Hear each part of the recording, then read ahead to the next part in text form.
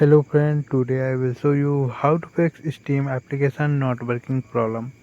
If you facing this problem, follow this step carefully. Let's get started.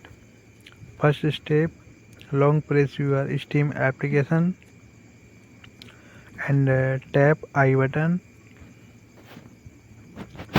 and tap storage option,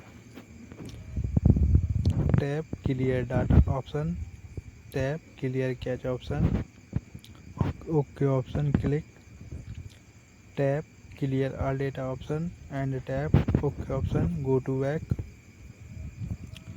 Open your App Store and Play Store application.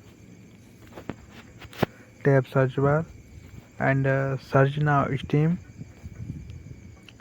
and update now your Steam application and open now and your problem 100% fixed out.